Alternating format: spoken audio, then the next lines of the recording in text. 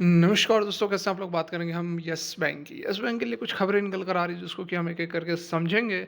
Stock के अंदर बड़ी मूवमेंट कब आएगी, क्या कुछ यहाँ पर लेवल्स हो सकते हैं, टारगेट्स हो सकते हैं, सारा कुछ समझेंगे जानेंगे इस एक वीडियो में। जो मीटिंग हुई थी इन्वेस्टर्स मीट की, उसमें क्या कुछ बातें हुई हैं, क्या कुछ निकल कर आया है, सारा कुछ जानने की कोशिश एक वीडियो में करेंगे। रिक्वेस्ट एक ही रहेगी, वीडियो यदि अच्छी लगे तो लाइक करके हमें मोटिवेट जरूर करें, चैनल को सब्सक्राइब कर लें लेटेस्ट और जेन्युइन इन्फॉर्मेशन के लिए। तो आज की यदि हम कारोबार की बात करें तो 19 रुपये 75 पैसे पर क्लोजिंग हुई है और आज जो है गिरावट हुई है, हल्की सी यहाँ पर जरूर गिरावट हुई है। 1.75% 1.78% के आसपास की जो है गिरावट है। बहुत बड़ी गिरावट नहीं है, ठीक है, गिरावट है लेकिन हल्की गिरावट है। तो यहाँ पर अभी भी जो है क्लियर मैंडेट मिलता हुआ नज़र नहीं आ रहा है। लगातार 3 दिनों से गिरावट हुई थी, उसके बाद कल के डेट में यहाँ पर 5% के आसपास की तेज़ी हमें देखने को मिली थी। लेकिन आज जो गिरावट हुई है वो काफ़ी छोटी कहेंगे कल की तेज़ी के बाद से। ठीक है, अभी भी जो हमारा लेवल है वह इंटैक्ट है, जो कि पहले हमने बात किया था 1850 19 रुपये के का जो लेवल है हमारा नीचे की तरफ लेवल रहने वाला है, उसको यह ब्रेक डाउन ना करे और ऊपर की तरफ जो हमारा लेवल्स है वो यहाँ पर 20.5 रुपये और उसके बाद 25 रुपये के लेवल्स रहने वाले हैं, टारगेट्स रहने वाले हैं। यहाँ पर आप देख सकते हैं जो हम टारगेट की बात कर रहे हैं वो इस कैंडल का हाई है, इस जो ये पैटर्न बनाया है इसका जो हाई है यहाँ पर, क्योंकि इससे जो पहले हम देखेंगे इससे पिछला जो भी हाई है तो इससे पिछला हाई हमारा ये है 22.5 रुपये का, तो ये हमारा पहला टारगेट और उससे पहले ये हमारा लगभग 25 रुपये के आसपास का ये जो है ये दूसरा टारगेट रहेगा। नीचे की ओर सपोर्ट की यदि हम बात करें तो सपोर्ट जो है वह लगभग यहाँ पर 19 रुपये के आसपास, 19 रुपये से लेकर 18.5 रुपये, यहाँ देखो ये इन लेवल्स पर सपोर्ट ले रहा है, इन लेवल्स पर सपोर्ट ले रहा है, फिर ऊपर की ओर थोड़ा सा इन लेवल्स पर सपोर्ट ले रहा है। तो 18.5 से 19 और ऊपर की ओर 22.5 और फिर 25, ये हमारे टारगेट्स और नीचे की तरफ सपोर्ट्स रहने वाले हैं। ठीक है, तो ये तो हो गई आज की बात, लेकिन कुछ खबरें भी निकल कर आ रही हैं जो कि आपका कॉन्फिडेंस यस बैंक के अंदर बिल्कुल यहाँ पर बढ़ाने वाले हैं। देखते हैं एक एक करके। तो यहाँ पर देखिए जो अपडेट निकल कर आ रहे हैं उसमें बताया गया कि इन्वेस्टर का जो कॉन्फिडेंस है वह यस बैंक, सुजलॉन और वोडाफोन आइडिया में सबसे ज़्यादा बन रहा है, क्योंकि सबसे अधिक जो पब्लिक शेयर होल्डिंग्स है वो इन्हीं स्टॉक्स के अंदर नज़र आ रही है। ये बिल्कुल लेटेस्ट अपडेट यहाँ निकल कर आया है, देख सकते हैं 24 नवंबर का यह अपडेट मनी कंट्रोल के ऊपर आया है, जिसमें कि सबसे ऊपर हमारा यस बैंक, जिसमें कि पब्लिक शेयर होल्डिंग्स की बात करेंगे तो 48,88,441 शेयर्स हैं। परसेंटेज वाइज 100% जो शेयर है वह एक्वायर किया हुआ है। ये जो सोर्स है वो बीएससी की तरफ से आया है।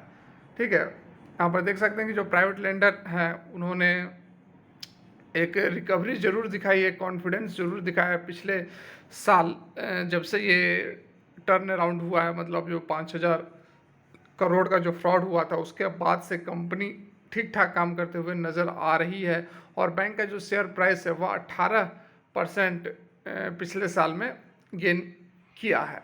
उसके बाद यहाँ पर देखिए सेकंड नंबर पर हमारा टाटा पावर आ रहा है, जिसमें कि 38,07,719 क्वांटिटीज़ जो है वह पब्लिक की हैं। 53% के आसपास की जो पब्लिक की शेयर होल्डिंग्स है। यहाँ पर तीसरे नंबर पर टाटा स्टील है 38 लाख के साथ। चौथे नंबर पर बाकी और भी स्टॉक जो है वो टॉप फेवरेट जो बन रहा है, टाटा की कुछ कंपनियां हैं मैक्सिमम यहाँ पर। फिर रिलायंस इंडस्ट्रीज 36 लाख के साथ आ रही है। बाकी आप देख सकते हैं आईटीसी 32 लाख के साथ है, LIC 31 lakh, Vodafone Idea 31 lakh, H D F C bank 30 lakh. मतलब कहने का मतलब है कि सबसे टॉप पर जो है वो है यस बैंक। तो यस बैंक के अंदर जो विश्वास है वो इन्वेस्टर्स का जो विश्वास है, जो रिटेल इन्वेस्टर्स का विश्वास है वो अभी भी बना हुआ है। यहाँ पर देखिए पिछले 3 साल से यस बैंक ने बहुत ज़्यादा कुछ परफॉर्मेंस नहीं दी है, उसके बावजूद अभी भी यस बैंक जो है वह टॉप पर बना हुआ है। Maximum number of share holder जो है वह यहाँ पर रिटेल इन्वेस्टर्स ही हैं और यदि वेट करते हैं समय के साथ आपको यस बैंक जो है वह रिटर्न भी देगा, क्योंकि जो बैंक है वह काफ़ी बढ़िया यहाँ पर परफॉर्म करता हुआ नज़र आया है। और जो इन्वेस्टर्स की मीटिंग हुई थी 23 नवंबर कल के डेट में, उसमें जो कुछ अपडेट निकल कर आए हैं उस पर भी यहाँ पर हम एक नज़र डालते हैं। तो यहाँ पर देखिए 23 नवंबर को जो मीटिंग हुई थी उसमें क्या कुछ हुआ है, नेशनल स्टॉक एक्सचेंज और बीएससी को यह जानकारी दी गई है। और यहाँ पर देखिए this is to further to our letter, जो भी है 17 नवंबर को इन्फॉर्मेशन दी गई थी कि we had given you an advance intimation of ICICI Securities India financial equity investors conference. तो आईसीआईसीआई सिक्योरिटीज़ ने यहाँ पर इन्वेस्टर्स के कॉन्फ्रेंस को बुलाया था, और कौन कौन सी यहाँ पर अदर इंस्टीट्यूशंस थी जो कि पार्टिसिपेट किए थे? Reliance Nippon life insurance company limited, UTI जो एएमसी है, उसके साथ में सेंट्रम पीएमएस, ये कंपनियां यहाँ पर पार्टिसिपेट किए थे। 23 नवंबर को यह मीटिंग थी और मोड था इन पर्सन, टाइमिंग वगैरह सारा कुछ दिया हुआ है, टाइप ऑफ और किस तरह की मुंबई के लोकेशंस में हुए थे। अब यहाँ पर और क्या क्या अपडेट निकल कर आए हैं, क्या कुछ बातें हुई है, ये जो है येस बैंक के जो साइट है यहाँ पर आप देख सकते हैं। The information is being hosted on the banks website eight www.yesbank.in। यहाँ पर जाकर डिटेल में हम पता कर सकते हैं कि क्या कुछ अपडेट निकल कर आया है। तो यहाँ पर आप देख सकते हैं इन्वेस्टर जो प्रेजेंटेशन आपके लिए हम सारा काम कर कर आए हैं। तो यहाँ देखिए इन्वेस्टर प्रेजेंटेशन में क्या कुछ बातें बताई गई हैं, ठीक है। बेसिकली यहाँ पर Q2 के जो फाइनेंशियल रिजल्ट्स हैं उसके ऊपर फोकस किया गया है। देखिए बहुत सारी यहाँ पर बातें बताई गई हैं, इसको हमने काफ़ी समय लिया स्टडी करने में, ठीक है। प्रॉफिट एंड लॉस स्टेटमेंट वगैरह, नॉन इंटरेस्ट इनकम कहाँ कहाँ से आ रहे हैं, ब्रेकअप ऑफ ऑपरेटिंग एक्सपेंसेस हो गए, provisions and P and L हो गए, तो बहुत सारी जो बैलेंस शीट हो गई, ठीक है। तो यहाँ पर बहुत सारी जो चीज़ें हैं वो बताई गई हैं, लेकिन जो चीज़ काम की हैं, जो चीज़ हमें समझनी चाहिए, वो मैं आपके लिए यहाँ पर शॉर्ट में आपको समझाता हूँ। बाद बाकी फिर अगर आप बोलोगे तो डिटेल में और भी इसके डाटास को हम आपके लिए एक्सप्लेन करेंगे। जैसे कि यहाँ पर देखिए जो बातें बताई गई हैं जो इम्पोर्टेंट है वो मैं आपको यहाँ पर समझा देता हूँ। देखिए डिपॉजिट्स जो बहुत ज़बरदस्त तरीके से बढ़े हैं, डाटा किसी में भी हो, लाखों में हो, करोड़ में, उससे हमें बहुत मतलब नहीं है। 30 सितंबर को जो डाटा आया 2,34,360 करोड़ या फिर लैक्स जो भी आप ले लो, उसके पिछले क्वार्टर में 2,19,000 था, उससे पहले पिछले साल 2 लाख था। मतलब कि यहाँ पर देखिए क्वार्टर बेसिस पर 6.8 और वाई ऑन वाई के बेसिस पर 17। और यहाँ पर डेब्ट की यदि हम बात करेंगे, बोरिंग्स की बात करेंगे, तो आप बोरिंग्स देख सकते हैं कि लगातार कम होता हुआ नजर आ रहा है। 76,495 पिछले साल था, इस साल 70,726 है, और पिछले क्वार्टर में 74,747 है। क्वार्टर के बेसिस पर 5.4% की कमी आई है डेब्ट के अंदर, और वाई ऑन वाई के बेसिस पर 7.5% की कमी आई है डेब्ट के अंदर। वहीं यहाँ पर आप देख सकते हैं लोन की जो डिसइम्बर्समेंट की गई है, ठीक है, जो लोन्स बांटे गए हैं रिटेल में जो है 6.5%, 6.3% की तेजी आई है।